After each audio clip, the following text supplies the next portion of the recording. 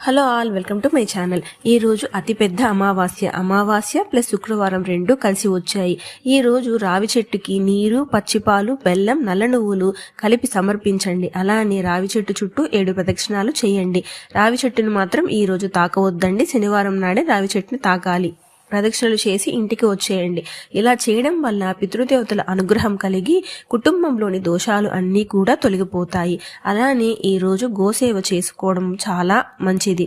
ఈరోజు చక్కగా స్నానం చేసిన తర్వాత ఇంటి ప్రధాన ద్వారం వద్ద పసుపుతో స్వస్తిక్ని వేయండి. అలానే ఈరోజు గుమ్మానికి గుర్రపు నాడాన్ని వేలాడతీయండి. సాయంత్రం వేళ ఇల్లంతా కూడా ధూపాన్ని వేసుకోండి. ఈరోజు సాయంత్రము శివునికి పచ్చిపాలతోటి పెరుగుతోటి అభిషేకం చేయడం వలన పనుల్లో ఆటంకాలన్నీ కూడా పోతాయి.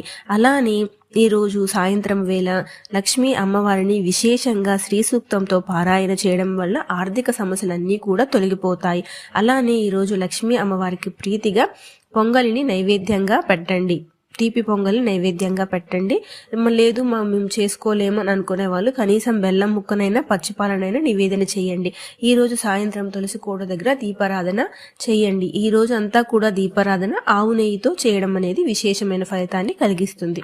ఇదండి ఇవాల్టి వీడియో. నా వీడియో కానీ నచ్చినట్లయితే లైక్ చేయండి, షేర్ చేయండి, సబ్స్క్రైబ్ చేయండి.